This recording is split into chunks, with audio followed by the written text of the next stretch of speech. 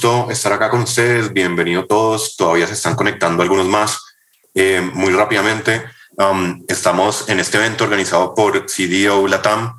Nosotros somos una organización sin ánimo de lucro cuya misión principal es cómo agrupamos a profesionales en Latinoamérica que tengan roles similares a Chief Data Officers en diferentes organizaciones.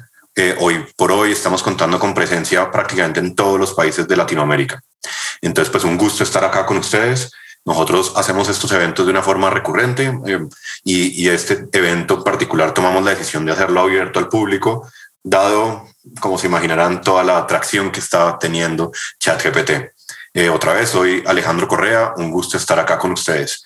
Antes de comenzar, les recuerdo a todos, tenemos abierto la sección de preguntas y respuestas ahí abajo, al lado del botón del chat. Yo lo tengo acá abierto a un lado. Por favor, vayan comentando todas las cosas que quieran que vayamos agregando a la conversación. Ojalá salgan cosas relacionadas con lo que estamos hablando y con eso me podré ubicar un poco más y saber algunos temas especiales que ustedes quisieran que estuviéramos discutiendo acá entre todos. Bueno, sin más preámbulo, tengo el gusto de contar con unos panelistas espectaculares para este tema. Entonces, arrancando acá en el orden que me salen en la pantalla. Entonces, tengo el gusto de contar con Javier Chacón. Javier es una persona que conozco ya desde hace mucho tiempo en sus diferentes roles como Chief Data Officer, ya sea en Teleperformance, más recientemente como líder de la tribu de datos en mi banco. Siempre alguien que se está resaltando por cómo lleva estos temas a las diferentes organizaciones y también con una disposición muy buena de estar compartiendo su conocimiento con todos nosotros. Entonces, pues, Javier, un gusto que estés acá hablando de este tema tan interesante con nosotros. Gracias, Alejo. Súper bacana siempre coincidir con vos en los eventos. Espectacular. También viene hoy a acompañarnos María Espona. Con María, bueno, algo muy curioso. Hace un par de meses estuvimos al contrario, ¿no? Estaba María entrevistándome a mí para la revista CDO Magazine y pues bueno, no, entonces hoy me toca a mí, María. Entonces, pues María tiene una hoja de vida absolutamente espectacular. Ella, para que tengan una idea, es una experta en problemáticas de armas de destrucción masiva y también de calidad de información. Entonces, pues bueno, viene acá a traernos una cantidad de ángulos muy, muy diferentes a los que a lo mejor Javier y Luigi están más acostumbrados. Ella, adicional, es cofundadora y directora de la ARC-IQ, Asociación Argentina de Calidad de la Información, y ha recibido demasiados reconocimientos como para alcanzar acá a enumerarlos todos en diferentes temas relacionados con calidad, con liderazgo, y en general calidad de la información. Ella también pues hace parte, como lo mencioné, del CDO Magazine, en particular como la embajadora en Argentina de esta y de otras instituciones. María, un gusto que estés acá. Un gusto, Ale, un placer estar con vos y con Javier y Luigi. Creo que la vamos a pasar bárbaro. Y finalmente nos está acompañando Luigi Dávila. Luigi es Digital and Data Analytics Associated Director en MSD. Es una de las mayores farmacéuticas del mundo. En particular, conozco de primera mano una de las que más avanzadas está en temas tecnológicos. Entonces, pues qué interesante contar con Luigi acá. Él le ha tocado estar en ese medio entre transformación digital, transformación analítica, cómo contribuir con el desarrollo de estas estrategias. Bueno, sin duda alguna, también un punto de vista interesantísimo para esta conversación tan interesante. Luigi, un gusto que nos acompañes. Muchas gracias, Alejandro. El gusto es mío y gracias por compartir todos. Excelente. Bueno, yo creo que vayamos de una vez con algo para contextualizar. ¿Me podrían algunos de ustedes rápidamente hacer un resumen de qué significa ChatGPT? ¿Por qué está tan tendencia hoy en día? No sé, María, si nos quieres ayudar abriendo con esa pregunta. Sí, soy la menos técnica para explicar de qué se trata, pero empecemos. Lo que entiendo que ChatGPT es una herramienta de inteligencia artificial a la cual le podemos preguntar cosas y nos responde. No es como Google que te tira distintos links, sino que te responde con un texto armado. Y creo que eso es lo que ha generado mucha mucha atracción y mucha atención de la gente, ya que te brinda una respuesta ya procesada. No es que uno tiene que hacer todo el trabajo de andar abriendo ni nada. Creo que eso atrae mucho a la gente. Personalmente, todas las veces que quise entrar no lo logré porque estaba saturado, así que no tuve la experiencia como ustedes de haberlo probado. Luigi, ¿qué tienes para complementar? Bueno, desde el punto de vista de usuario, trae muchas innovaciones y yo creo que por sobre todo hace fácil la consulta y hace fácil la interacción, que es algo novedoso, pero generalmente nosotros queremos hacer consultas en Google o en cualquier buscador y esto es sumamente directo al grano y al cambio acá te da una oportunidad de desarrollo. Y esto por sobre todo trae por detrás cómo ha sido desarrollado ChatGPT, ¿no? En un buen resumen tiene pues mucho de Natural Language Process y mucho también del Reinforcement Learning, que son disciplinas que nos ayudan a poder no solamente darle un objetivo de aprendizaje al Machine Learning o a los modelos, sino también darle una serie de estímulos o respuestas tanto positivas o negativas que se van organizando en una serie de políticas y procedimientos que ayudan pues para que esto realmente funcione bien. Y al ser esto pues una innovación realmente trae muchas expectativas, ¿no? Entonces creo que por detrás hay un lado técnico que es fascinante, pero por sobre todo las expectativas de usuario que estamos teniendo de potenciales casos de uso y potenciales riesgos, que también creo que va a ser un poco lo que vamos a ver luego, nos trae como perspectiva pues un gran bagaje de oportunidades ahí, ¿no? Excelente, muchísimas gracias. Y Javier, una pregunta diferente. ¿Qué no es ChatGPT? Creo que lo primero es lo obvio, no es una persona, porque es fácil interpretar a alguien que te habla como un ser humano como si tuviera conciencia. Es la primera cosa que hay que dejar claro. Cuando estás hablando, no tiene emociones del otro lado. Pues no tiene un mecanismo para interpretar emociones, entonces no tiene emociones. Entonces necesitamos primero desprendernos de que es una persona o que es una inteligencia homóloga a la inteligencia del ser humano. No lo es. Incluso si algún día llega a ser consciente de la inteligencia artificial general, es otra cosa distinta a un ser humano. Lo otro que no es, que pues ya lo dijo María y lo dijo Luigi, no es un motor de búsqueda, no es Google, ni tampoco es el reemplazo de Google. No es como que le preguntas si te da todas las respuestas posibles, es como que trata de consolidar todo en una respuesta que parece ser la adecuada a lo que entendió que estás preguntando. Yo creo que esas serían como las dos grandes. También no es otras cosas, como no es un tutor personal, no es una enciclopedia, no es como que vas allá y te entrega un índice y te permite listarlo. No es absolutamente coherente y no es una calculadora. Si le haces preguntas matemáticas, a veces va a contestar bien y a veces no va a contestar bien. Y bueno, en general, creo que por ahí se da una idea de que no es ChatGPT. ¿Algo más para complementar? Todavía no es un buen chef. Me da unas buenas recetas de café y de cómo preparar pork, cerdito, pero no es muy buen chef todavía. Ni es un buen guía de calles, ¿eh? Tampoco. Esa no la conocía. Muy bien. Bueno, antes de continuar y para aclarar rápido, si bien vamos a estar acá utilizando muchísimo la palabra ChatGPT, me parece importante comentarles pues a todos nuestros asistentes que no estamos específicamente hablando que la única tecnología no es ChatGPT.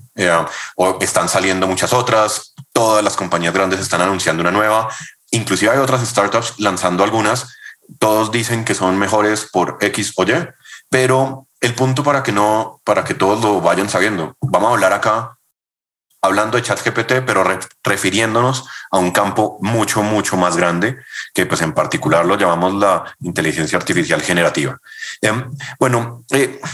Luigi, ¿tú has visto ya algún caso real en donde en alguno de tus equipos de trabajo tenga sentido empezar a usarlo? Más allá de algo que está de moda, ¿crees que ya hay algo en lo que puedan empezar a utilizarlo y a sacarle valor? Sí, de hecho, al hacer pequeñas pruebas, como se dice, jugar, tú ya te das cuenta del potencial uso de este tipo de soluciones. Por ejemplo, en la industria farmacéutica, ver simplemente el hecho de preguntar por una afección X, vamos a hablar de la bronquitis, digamos, ¿no? Hoy, ¿cómo se trata? Los principales tratamientos para la bronquitis, te lo puede decir tranquilamente.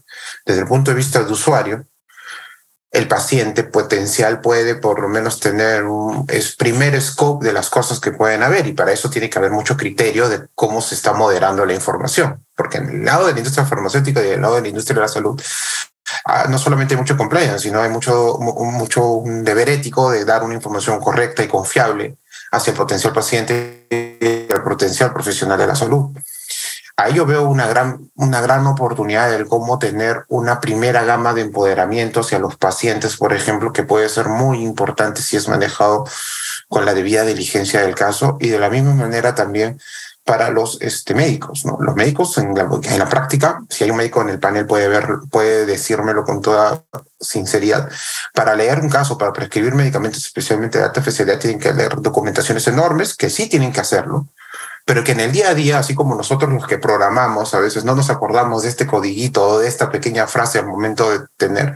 ¿Por qué no tener un asistente que nos diga, oye, ¿qué decía esta indicación para este tratamiento o para esta mutación de esta célula o no sé qué? ¿No? Entonces, ahí pueden haber oportunidades diferentes y diversas de cara al futuro que se pueden aplicar con este tipo de tecnologías que me parecen con perspectivas bastante interesantes. Javier, ¿usted ha visto algo que ya se esté utilizando o también, igual que Luigi, todavía estamos viendo es mucho potencial, pero no tanto a corto plazo? Mira, yo he estado viendo de cerca una herramienta en particular que no voy a mencionar en el grupo porque pues nos parece, no es el foro, que venía trabajando con GPT-3 antes de que fuera popular, antes de que fuera ChatGPT y todos lo conociéramos. Pues usaba el core de GPT-3 para generar inteligencia artificial que soportara a los call centers, soportar la gestión de call center. Obviamente esto es como el uso más obvio que se le ocurre a uno de la inteligencia artificial generativa con lenguajes grandes de texto. Entonces ese es como el único caso que conozco concreto del uso de esta tecnología. Por lo demás, no, usos espontáneos, sobre todo en la generación de imágenes para crear contenido, para crear miniaturas de los videos que se postean en YouTube o para complementar los posts que se montan en redes sociales, es lo que he visto, pero de esos todavía no sabría cómo los monetizan realmente. Obviamente ahorran un montón de tiempo a los generadores de contenido, pero no podría llamarlo caso de negocio todavía. Excelente, Javier. Una pregunta, María. ¿Qué opinas de esta pregunta que nos hace Alfonso Cuervo? ¿Podría ser ChatGPT una herramienta para el docente que le ayude en su diseño de clase? Es un tema muy controvertido y creo que hay opiniones muy diversas. Lo que hablamos el otro día también con Javier en una reunión que tuvimos aparte es el tema de la responsabilidad en el uso de este tipo de herramientas. Yo creo que es algo que se puede usar y que ya está disponible y que puede ayudar, pero también tenemos que ser conscientes de que tiene sus limitaciones y que todavía presenta algunas fallas. Entonces, que todavía hay que testearlo con el conocimiento humano. Estamos hablando de diseñar currículums o diseñar materias, eso es algo bastante neutro y es desde el profesor hacia adelante. Y creo que podría ser algo útil. Después podemos debatir más extensamente cuando el alumno usa. Exacto, pero hay de cara al profesor, como nos dice en la pregunta. Yo creo que se podría usar, que es algo que no descartaría. Creo que tenemos que usar las tecnologías que están disponibles y que no tenemos que ser negados como docentes, ¿no? Tenemos que estar abiertos a cosas nuevas. Y también tenemos que estar abiertos a la posibilidad de que cuando nosotros le preguntemos algo a una inteligencia artificial, nos brinde respuestas que van más allá de nuestros conocimientos. Entonces creo que ahí es donde está el punto que es clave. Uno como docente o como profesional puede estudiar y pensar que sabe un montón, pero quizás cuando se enfrenta con algo que tiene acceso a una base de datos más grande, como es una inteligencia artificial o como puede ser el equivalente de un colega muy preparado. Creo que uno tiene que estar preparado para aceptar que le digan te olvidaste del punto tal o hay que incluir el punto cual. Genial, ahí me hiciste acordar de muchas veces diseñando cursos, cómo escoger cuáles temas dar, que no se te olvide uno. Me parece un caso de uso bastante fácil de probar, poner pegar eso en ChatGPT y decirle, me falta algo, sería una pregunta interesante. Muy bien. O muchas veces, perdón, cuando tú quieres diseñar ejemplos.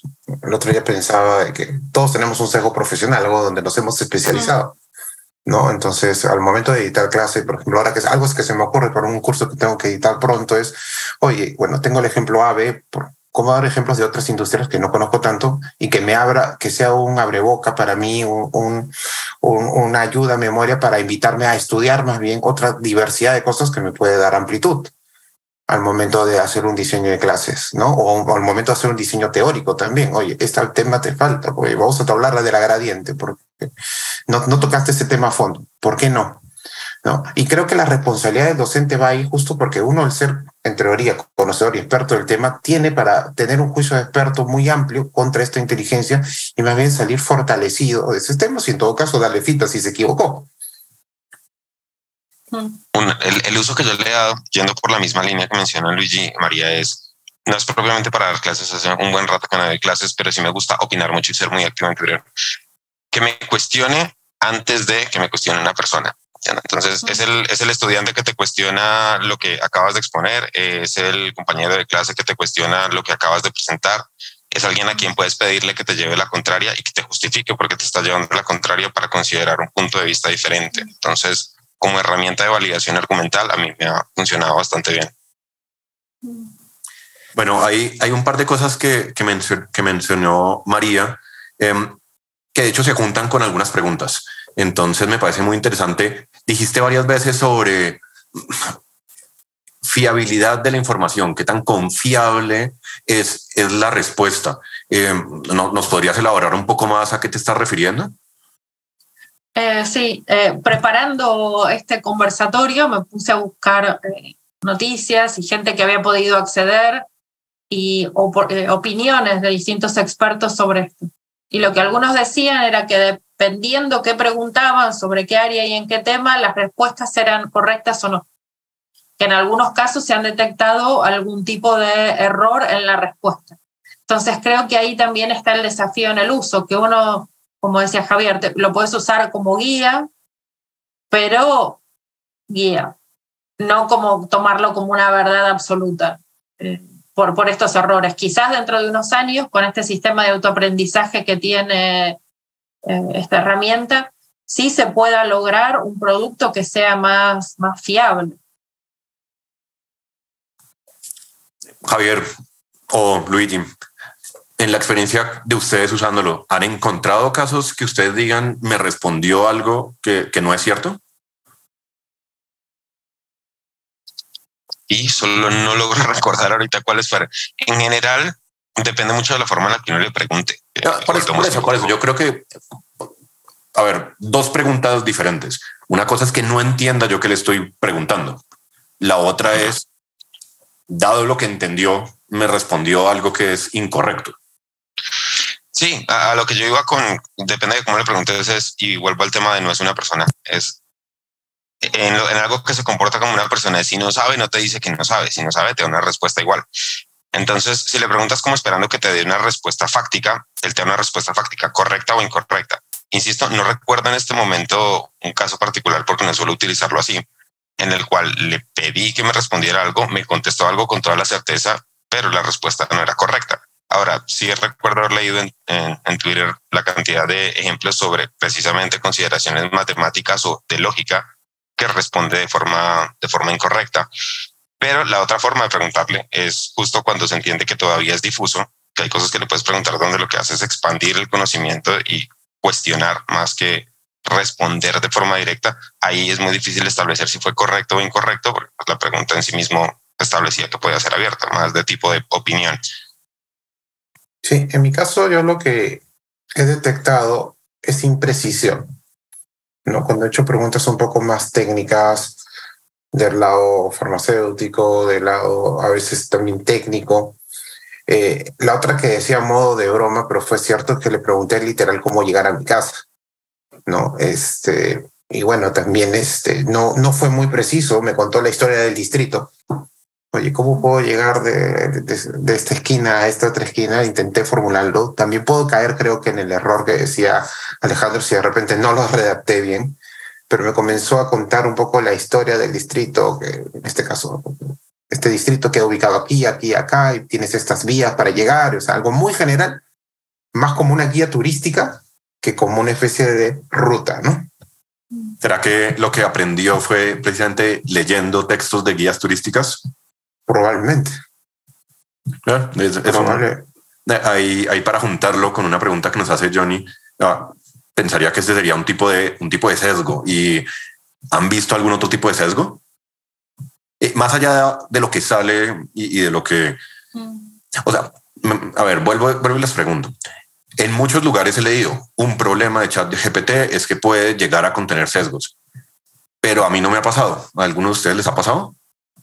A mí particularmente me sorprendió y lo compartí, de hecho, cuando hacíamos un poco de debrief entre nosotros en el grupo, cuando le pregunté la opinión de un político, por ejemplo, ¿no?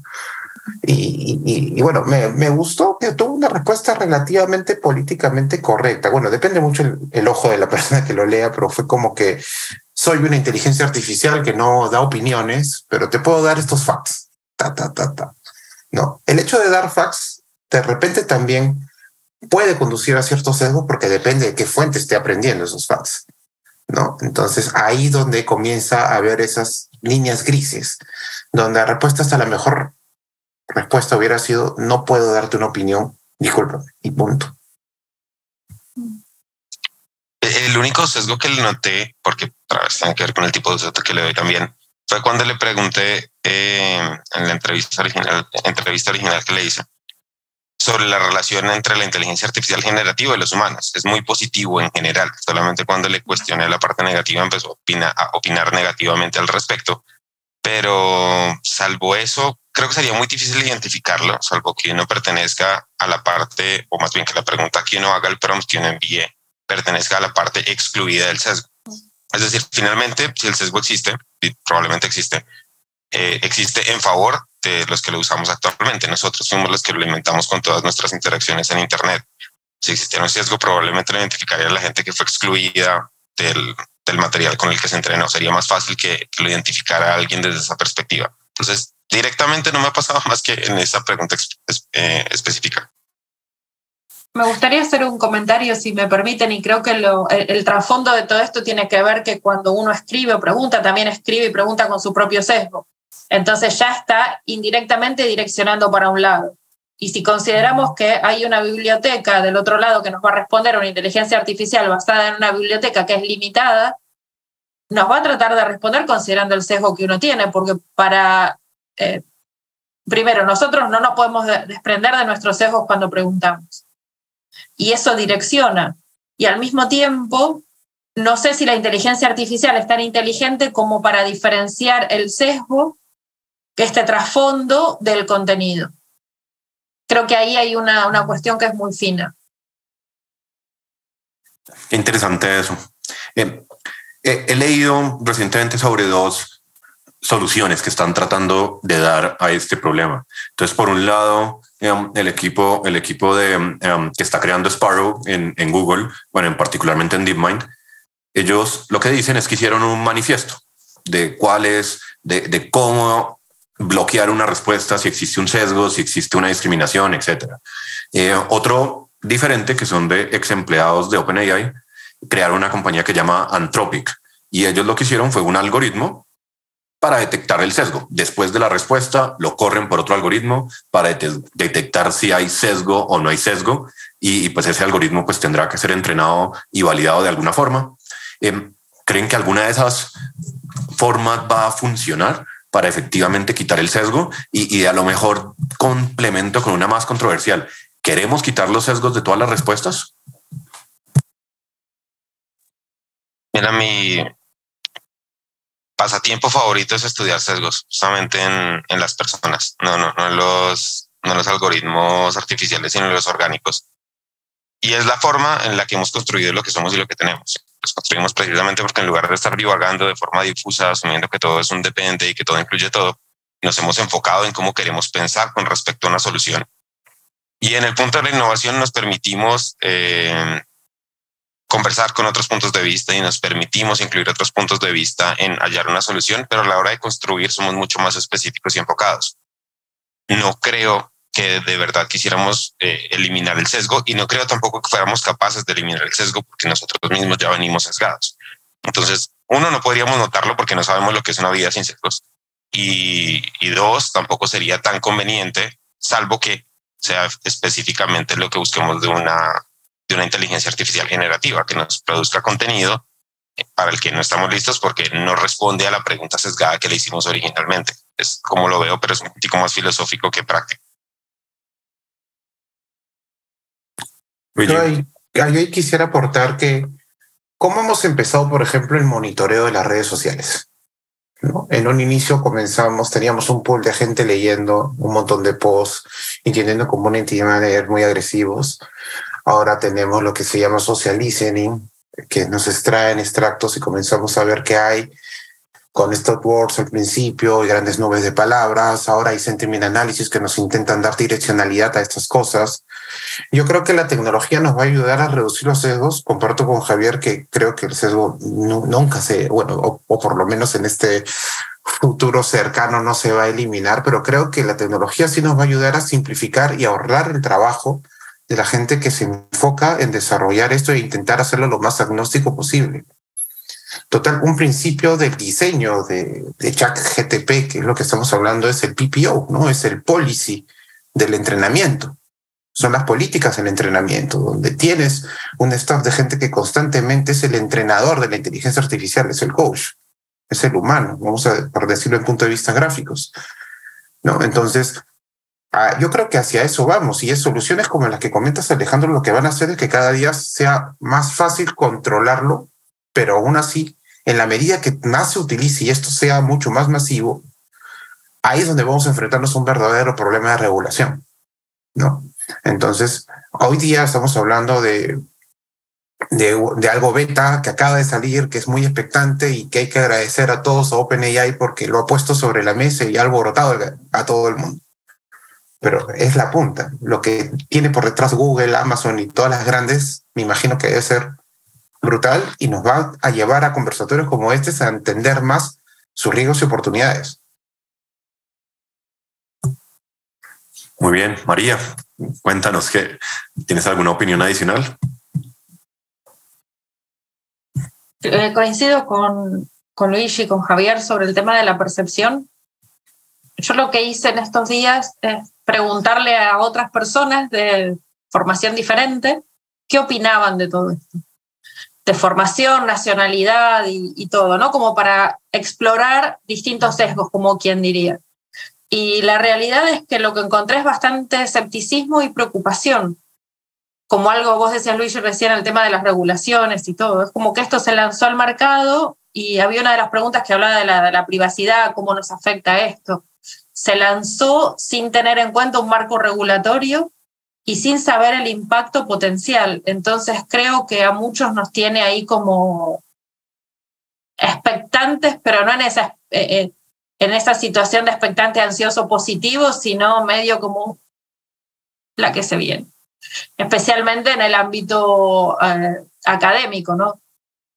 Que lo que he leído es que muchos, creo que fue en Nueva York y en otros lugares, lo que hicieron fue prohibirlo, y creo que no es la solución. Me hizo acordar a cuando hace muchos años en la escuela nos prohibían usar la calculadora. Ustedes eso no lo vivieron, pero a nosotros nos tocó de chiquitos de que te digan la calculadora no. Y viste cuando decís te rompes la cabeza con las tablas y después no solo es la calculadora, sino que es mucho más. Entonces creo que podemos tomar algunos ejemplos como guía en ese sentido. Y hay varias preguntas y algo que he visto, digamos, en general sobre los estudiantes están utilizándolo, entonces la solución es bloquearlo. Efectivamente, lo he visto en universidades en Francia, lo he visto en universidades en el estado de Nueva York que lo prohibieron también. Comparto contigo, no se debería prohibir, pero ¿qué hacer con este cambio tan rápido? Porque la realidad es que no podemos esperar a que llegue la regulación. La regulación siempre está por detrás y en este caso, con esta velocidad a la que estamos generando cosas, pues definitivamente va a estar muy, muy atrasada para el momento en que salga. como dijo Luigi, ya lo que se ahora estamos en la versión beta y pretender ahorita sacar una regulación sobre una versión beta de algo no tiene ningún sentido. ¿Qué hacemos? ¿Qué podemos hacer como docentes o también como padres de familia que los niños empiecen a usar esto para sus tareas a todos los niveles, desde colegio, universidades o por qué no, escribiendo la tesis doctoral? ¿Debería ser bloquear la solución? No, mira, yo creo que es algo que lo hemos hablado en el contexto de los datos. Tengo el honor de estar como profesora de uso responsable de datos en una universidad en Perú y trabajar en temas de ciencia responsable en otros países. Y creo que pasa por ahí. Pasa por como refrescar a los estudiantes, a los docentes, a las familias, el tema de la responsabilidad en el uso de esta herramienta, para no ir por el camino del plagio, para seguir estudiando, porque una de las cosas que preocupan es, si vos tenés la solución, ¿cómo haces que la gente estudie? Si alguien en una computadora te va a decir las cosas, te va a dar la respuesta y te la va a dar correcta después de revisar un montón de bibliotecas, ¿qué voy a saber más yo como estudiante que eso? Entonces, como que complica un poquito. Y creo que todo pasa por ser responsable y ético en nuestras actividades, y eso es algo que debería ir desde... ahora los chiquitos empiezan a usar desde una edad muy temprana las computadoras, los teléfonos, y tienen acceso a todo esto. Entonces, creo que los padres, los docentes y cada uno en su rol debería incentivar el uso responsable de estas herramientas, que lo puedes usar para un indicio, que lo puedes usar para algunas cosas, pero descansar en la inteligencia humana todavía para lo demás. Javier, Luigi. Mira, yo no solamente estoy sorprendido, creo que seguimos hablando de GPT porque es el que más ruido hizo, pero sobre todo cuando vemos el resto de inteligencia artificial generativa, la que te genera música, la que te genera videos, la que te genera imágenes per se, nos lleva a pensar que somos muy buenos en hacer algunas cosas y no somos tan únicos en hacer otras cosas que pensábamos que eran exclusivas del ser humano.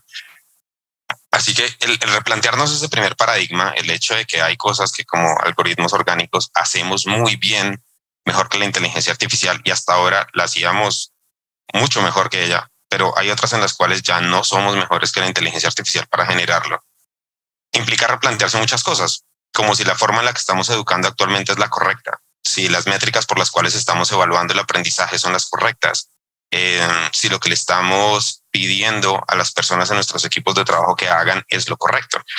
Y puede que mucho de lo que hemos venido aprendiendo en los últimos años, ahora no entraría en este momento en ese debate particular de si la educación está bien planteada o no, pero lo que sí digo es que no podemos en este momento detener lo que ya empezó. De hecho, que GPT haya salido en forma de chat para el público es solamente algo que por alguna razón nadie más hizo antes, pero pues todas las compañías venían trabajando en sus modelos grandes de generación de lenguaje desde antes.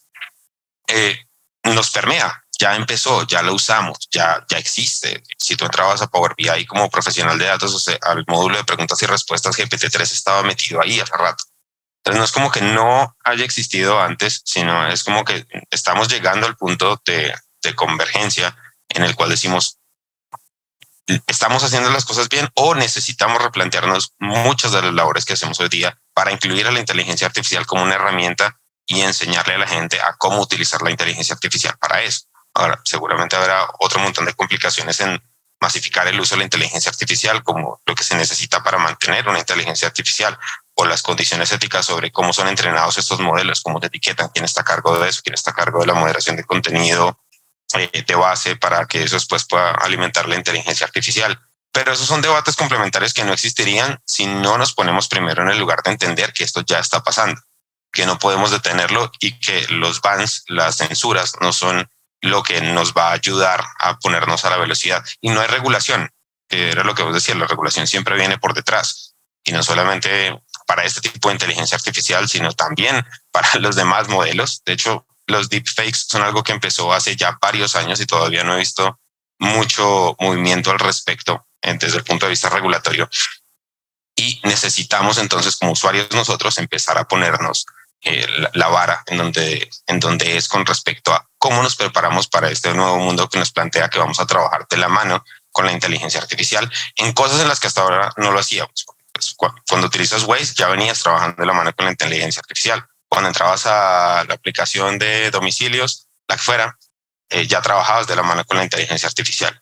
Entonces, es más entrar en la conciencia de que ese es el nuevo mundo. Eso es lo que somos a hoy y deberíamos más prepararnos que oponernos. Yo creo que lo resume muy bien uno de nuestros asistentes en el chat, Guillermo Rojas, que para los nativos digitales es una herramienta más. Y la importancia es cómo darle valor, fomentar la creatividad, cómo crear empleos digitales de manera ética, por supuesto. Ahorita nos escribe Guillermo en el chat si esto lo escribió con ChatGPT, pero bueno, después lo dejamos para después. Yo quería comentar un tema ahí, Alejandro, de que finalmente las inteligencias artificiales, cual sea la aplicación, hoy por hoy nos buscan asistir y simplificarnos las cosas en muchos aspectos. O sea, hoy por hoy el hecho de tomarse una foto y ponerle belleza y alegrarnos un par de arrugas que tenemos por ahí, ya estamos usando estas cosas, ¿no? El hecho de que podamos usarlo como una especie de Jarvis alucinándonos a Iron Man, preguntándole cosas para que nos ayude a simplificar nuestro experimento de ciencias, ¿por qué no? ¿No? Entonces, ¿cómo la pregunta que le traslado al público y a todos como reflexión es cómo lo utilizamos como un punto base sobre la cual podemos generar conocimiento y creatividad? ¿Cómo personas que se consideran no creativas ahora pueden hacer un banner o hasta un video cuando al final solo no lo podían hacer porque no les fluía eso? ¿No? Entonces yo creo que hay un nuevo punto base sobre la tecnología y las perspectivas, que esto nos abre pues un espacio de oportunidad que definitivamente se va a discutir, va a evolucionar y se va a seguir en esta discusión de la regulación, pero creo que hay un punto clave por detrás de todo esto, que nuevamente es la ética, es la formación de las personas, el uso responsable, donde ya recae más un poco en la reflexión de como sociedad y cómo utilizamos esto y no se vuelve un gran rincón del vago, ¿no? Entonces ahí creo que va la perspectiva. Claro. Bueno, les tengo una pregunta rápida. Cuando leen algo, ya sea en redes o en algún chat, y les dicen que fue escrito o ayudado a escribir por ChatGPT, ¿eso hace que ustedes pierdan confianza en lo que están leyendo? María. Mira, lo primero que leí es pesqué el paper escrito y que ChatGPT sale como autor, como coautor de un paper en temas de enfermería. Y me dio cosita, pero creo que, como dije antes, no hay que ser un negado. Yo lo leería como con curiosidad, pero haría control del resultado, no confiaría 100%. Como tampoco confío en las personas, ¿eh? Creo que cuando uno escribe y todo, creo que escribís y lees el sesgo del otro, ves el sesgo del otro, como decía Javier, ves un montón de otras cuestiones. Entonces creo que no se puede ser tan crítico con esto y no ser crítico con una persona que publica algo, que es lo mismo cuando lees el diario que vemos al final. Luigi, ¿qué opinas cuando lees algo y esa persona dice escrito por mí y por ChatGPT? ¿Qué opinas? Coincido con María, no le creo a nadie. Al final siempre uno está validando un poco los temas.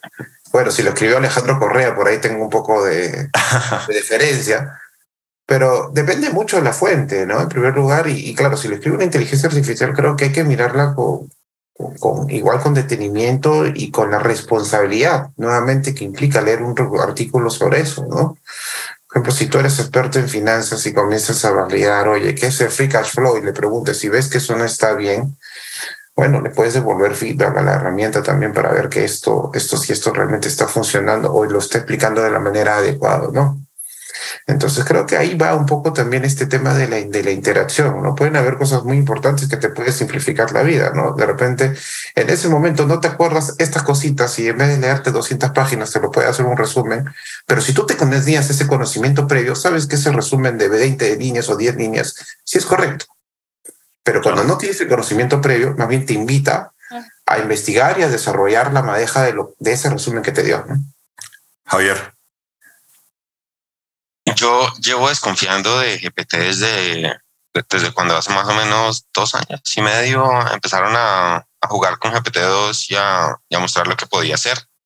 Mi etapa de sorpresa y de esto se nos salió de las manos fue más o menos allá.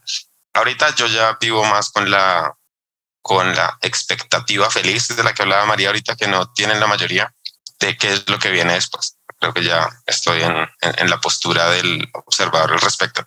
Y comparto el sesgo de Luigi y de María con respecto a que pues, uno igual no le crea a todo lo que lee, solamente pues cuestiona en función de lo que uno interpreta. Creo que la única cosa que añadiría es que, a diferencia de lo que opina uno cuando piensa en alguien que escribió, es uno infiere que tiene un estilo de escribir las cosas basado en sus experiencias personales y basado en una historia personal, que es algo que no se puede inferir de una inteligencia artificial que fue entrenada por todo el mundo. Todo el mundo. Entonces, partir de esto hace que uno tenga que leerlo de una forma distinta, hace que uno interprete la información que está consumiendo como algo que debería ser objetivo, y el sesgo no se lo atribuye a una sola conciencia, sino a una conciencia colectiva. Por otro lado, lo que sí me parece fenomenal de poder tener herramientas como estas que no fueron alimentadas por un pequeño grupo, sino por una gran cantidad de personas, es a lo que normalmente se refieren como la sabiduría de la masa, la sabiduría del conjunto, el hecho de que igual esto representa La lo que mente todos colmena. hemos opinado. Bueno, no pensaba en esa, pensaba en la típica de, oye, ¿cuántos dulces hay acá? Y le preguntas un montón y algunos sobreestiman, otros subestiman, y a punta del promedio llegas al valor. El hecho de que eso, al final de cuentas, sí nos representa como mayoría, representa el consenso de lo que muchos hemos opinado en algún momento. Entonces, desde ahí se puede interpretar que si confío en lo que escribe, no. Que si me genera más desconfianza cuando sé que lo escribe una inteligencia artificial, definitivamente no. Ok, muy bien. Bueno, les voy a contar lo que hice hace un par de horas. Copié literalmente la página de LinkedIn de todos ustedes, se lo pegué a ChatGPT, le pedí que me hiciera que me resumiera en 2 líneas la biografía de cada uno de ustedes y después que me hiciera unas preguntas sobre qué les debería preguntar a ustedes en el panel. Entonces, bueno, acá seguimos.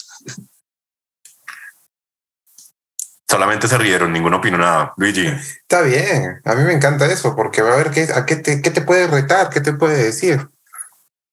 Ya vamos O sea, con el desafío. Claro, es que, a ver, esto es tan expectante y esto abre tantas posibilidades que creo que, bueno, por lo menos nosotros que estamos en este mundo de la data, el business y el digital, o sea, experimentar es parte de. Entonces, siguiendo con la lista de preguntas que mi asistente ChatGPT me puso, saltemos un poco a una pregunta que está muy repetida en el chat. Con respecto a ética y responsabilidad, ¿cómo deberíamos abordar el problema? Y si quieren usar ese ejemplo que yo les acabo de contar de lo que yo hice, ¿hubo alguna falta de ética en generar preguntas para este panel con ese tipo de sistemas? O a lo mejor algo de pronto más fácil de responder. Cuando un estudiante está resolviendo algún proyecto y le toca encontrar por qué camino coger y le pregunta a ChatGPT, ese tipo de cosas. Más allá, digamos, no quiero el caso puntual que es el que uno ve en redes, ¿no? De la persona escribió el ensayo completamente con ChatGPT. Eso creo que todos estamos de acuerdo, eso no se debe hacer. Pero los otros matices es donde yo creo que es más complejo. Entonces, ¿qué opinan de cómo entra la ética, la responsabilidad en este caso? Ya que tengo el micrófono abierto, allá voy. Creo que pasa por cuál es el objetivo de la situación.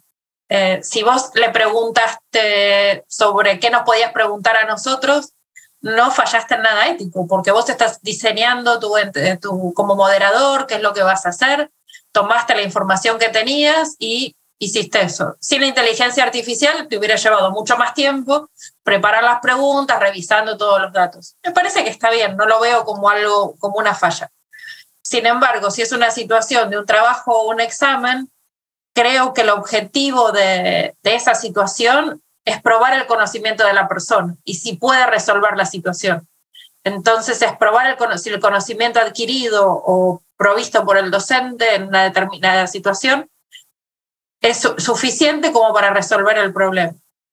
Al recurrir a algo de afuera para resolverlo, puede tomarse como que el curso no fue lo suficientemente bueno como para probarle las herramientas, o que el alumno tomó el camino más fácil. Si es que tomó el camino más fácil, ahí veo así como que ahí está caminando en una cornisa.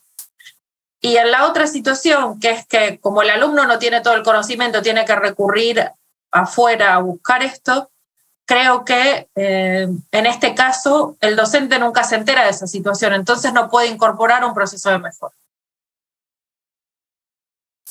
Lo tomaría por ese lado.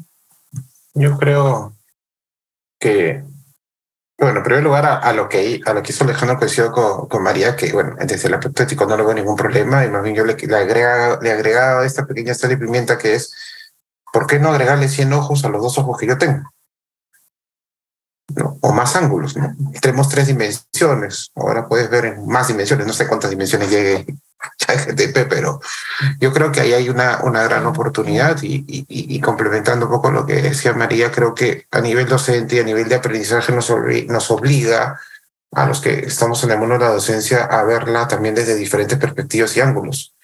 Esta característica de repente más de la educación memorística, donde estás viendo acá, donde está el resumen de esto, de aquello, pierde valor más llevándonos hacia lo que es la interpretación, el caso de uso, la generación de ciencia, la prueba de concepto, la demostración, que son cosas ya muy humanas, donde nos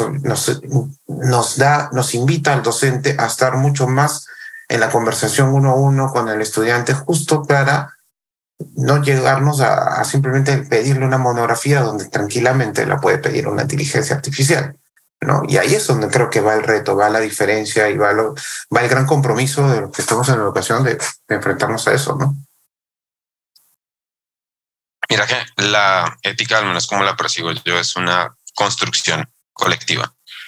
Entonces, es una discusión que se tiene que dar, y justo el primer paso es que podamos tener estos espacios donde todos compartimos qué es lo que opinamos al respecto.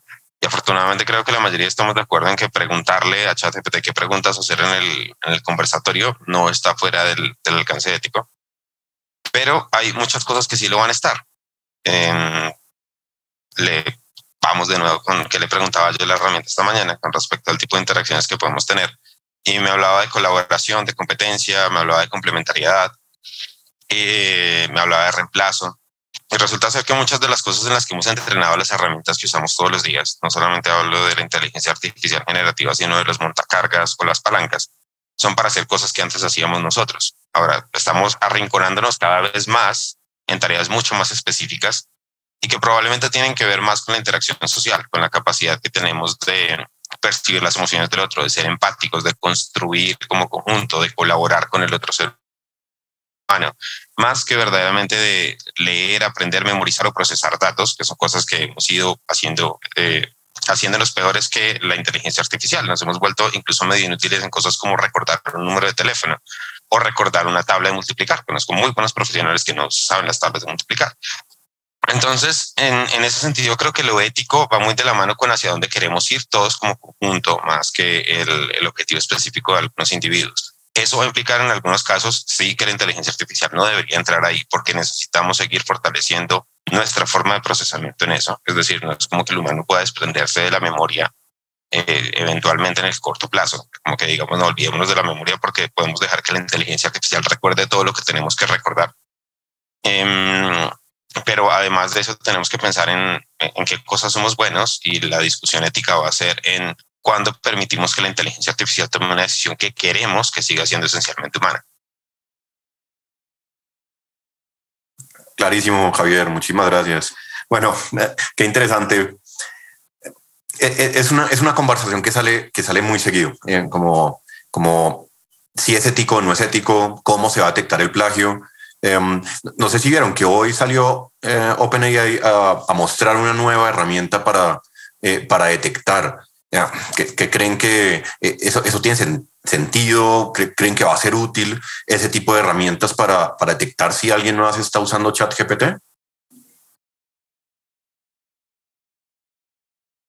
Leí algo, pero me pareció extremadamente técnico, no entendí nada.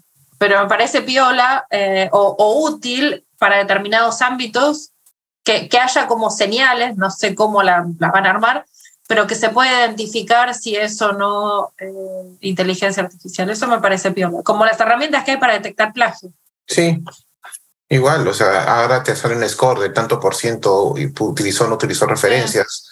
En verdad eso es bien lineal. Más bien yo creo que la inteligencia artificial entra más bien a revisar la adecuada autenticidad de lo que estamos haciendo, y eso creo que más bien es una perspectiva desde el punto de vista de la investigación muy potente, porque también podemos parafrasear cosas y no deja de hacer un copy-paste autoformulado.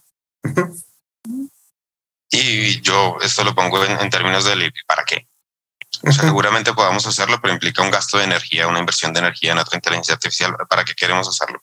Hay casos en los que de verdad queremos mantener eso del lado humano. Algunos procesos de creatividad que queremos mantener del lado humano. Hay otros que no queremos que sean así. Entonces hay que ser específico en para qué querríamos usar eso. Claro, en el caso de una tesis o un documento de investigación, un paper, bueno, es parte de, ¿no?, la revisión de autenticidad y elaboración, pero como tú dices, creo que el caso de uso tiene que ser bien a la medida también. Sí, pero me quedó rebotando algo, como que siempre nos enfocamos en la educación, en lo académico, y se deja como que te haga el cuadro la inteligencia artificial. Y el otro día Javier se burlaba de los cuadros que están acá atrás, que no se pueden ver, que los pinté yo. Y claro, yo pensaba, si tenés ahora una inteligencia artificial que te pinta al estilo de Van Gogh, al estilo de no sé qué, se pierde algo que para los que hacemos arte es un proceso que es maravilloso. No se trata solo de construir algo que otro ve, sino que es un proceso de plasmar emociones, tiene que ver con tantas otras cosas que se estarían perdiendo, que tendrías algo precioso, tendrías un montón de Giocondas, pero ¿y qué pasa con lo demás? El artista no busca la perfección, busca expresarse. Y creo que eso es algo que habla bien de nuestra humanidad, ¿no? De encontrar canales donde vos te expresás con arte, con pintura, con música, con lo que sea.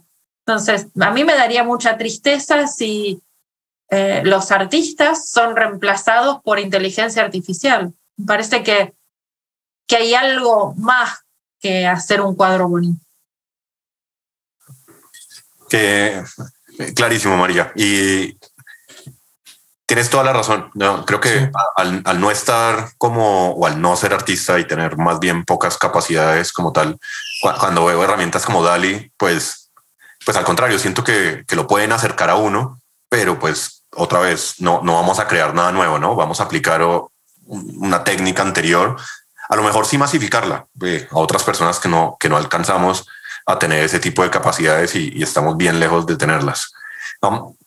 Hay una pregunta adicional, ya que nos quedan unos pocos minutos. Nos preguntan sobre cuál es el efecto en el mercado laboral y si pudieran contarnos de alguna forma resumida cómo lo están viendo. Yo creo que esta pregunta la podemos poner de dos formas. ¿Va ChatGPT a reemplazar o tecnologías similares van a reemplazar muchos trabajos, van a reemplazar el nuestro? ¿Cuál es la opinión de ustedes? Javier, ¿cómo eso lo está viendo en la industria en la que usted está? La respuesta es sí a todo lo que dijiste antes. Es como va a reemplazar muchos y los va a reemplazar rápido. ¿Y el suyo? ¿El mío? Uy, esto es interesante porque es que a usted no le gusta que yo me extienda. Hace un tiempo, 4 tardes y lo rápido, ¿listo? Hace un tiempo, mucho antes de GPT, estoy hablando como 4 o 5 años, le decía a alguien que precisamente los cargos de middle management son como curiosamente los más fáciles de automatizar, porque nosotros hacemos muchos seguimientos. Es decir, alguien construyó una estrategia, nosotros hacemos seguimientos, nosotros le pedimos cuenta a la gente, nosotros revisamos correos y reenviamos correos, nosotros decidimos a quién pedirle las cosas. Tienen muchas actividades susceptibles de ser automatizadas. Entonces, creo que no estamos viendo exactamente cuáles son las posiciones que van a ser automatizables. Por ejemplo, el programador pensábamos que no iba a ser automatizable tan en el corto plazo y ChatGPT nos mostró que la generación de lenguaje incluía lenguajes de programación. Hay que estar muy atentos y la academia no está preparada para formarnos lo suficientemente rápido en las nuevas tecnologías. Es responsabilidad del individuo elegir empezar a convivir con estas tecnologías para no ser desplazado. Porque no vamos a ser reemplazados por robots, vamos a ser reemplazados por personas que trabajan de la mano con robots. Luigi. Sí, yo coincido con Javier. Creo que, ahorita hay una tendencia que ya se está estableciendo como una especie de un nuevo normal en muchas compañías. Los RPAs, los Robotic Process Automation, han crecido una barbaridad, han simplificado el trabajo administrativo una barbaridad. Yo creo que soluciones como ChatGPT y todas las que se comentan en este panel van a venir a también tener eso. Y muchas veces lo que nos vamos a enfrentar es justo, ¿no? Cómo estamos nosotros en esa capacidad de diseñar y proponer ese incremental, de elaborar ese nuevo cuadro hermoso y auténtico y único que dice María hace un momento. Y por ahí yo creo que va la transformación. De hecho, como con nota curiosa, yo a mis alumnos en la maestría en ciencia de datos, yo les digo, chicos, prepárense, acá todos vamos a ser automatizados. Y todos, ¿qué? ¿Para qué estoy acá? Así les digo. Y digo, pero claro, si ustedes van a dedicarse a correr una línea de código simplemente invocando un árbol de decisión, eso no es ser, en ese caso, un científico de datos. ¿No? Porque mañana van a venir muchas máquinas que van a hacer esto. Ya hay AutoML que replica 25.000 modelos a la vez y lo hace a mucha más velocidad que tu computadora gamer que tú tienes, ¿no? Claro. Entonces, yo creo que la perspectiva del problema de diseño y cómo contribuimos desde ese punto de vista a la sociedad, a nuestros trabajos, va a ser un poco la disrupción que nos invita también todas estas tendencias, ¿no? Qué interesante. Voy... rápidamente, en uno de los comentarios, Guillermo Rojas nos recomienda un libro. No lo conozco, pero es de Andrés Oppenheimer, Sálvese quien pueda, el futuro del trabajo en la era de la automatización. Muchas gracias, Guillermo, por compartir ese link. Bueno, para cerrar, les tengo entonces la última pregunta. En una línea, cuando nos volvamos a ver en un año, en este mismo panel, ¿cuál debería ser el título del panel? ¿Qué opinas, María? No, el título de ahora es Perspectivas y Retos. ¿Y el título en un año? ¿Y ahora qué? Me encanta. Luigi, ¿qué opinas? Yo espero que estén dos, ¿no? Una es nuevos modelos de negocio. ¿Listo? Y la segunda espera que no sea buscando empleo, ¿no? Así que... Javier. No, mira, yo creo que padezco de la ilusión del fin del mundo, entonces no estoy seguro me queda tan fácil pensar en qué tanto va a cambiar en un año. Sé que va a cambiar un montón, pero no estoy seguro qué. Lo único que me gustaría es tener una inteligencia artificial sentada respondiendo con nosotros. Perfecto. Pues vuelvo y repito, María, me encantó el tuyo. Entonces los invito de una vez a nuestro panel en un año, cuyo título va a ser ChatGPT y otros. ¿Y ahora qué? Con eso cerramos. Muchísimas gracias a todos por acompañarnos, a nuestros panelistas, María, Luigi, Javier, un gusto estar con ustedes. A todo el equipo de CDO Latam, muchísimas gracias por organizar esto, por también permitirnos compartirlo y bueno, segura esta conversación va a continuar. Por favor, si están viendo esto en un mes y medio, asuman que muchas cosas ya habrán cambiado y ni hablar si lo están viendo en un año en YouTube o en alguna otra plataforma. Otra vez, muchísimas gracias a todos, que estén muy bien.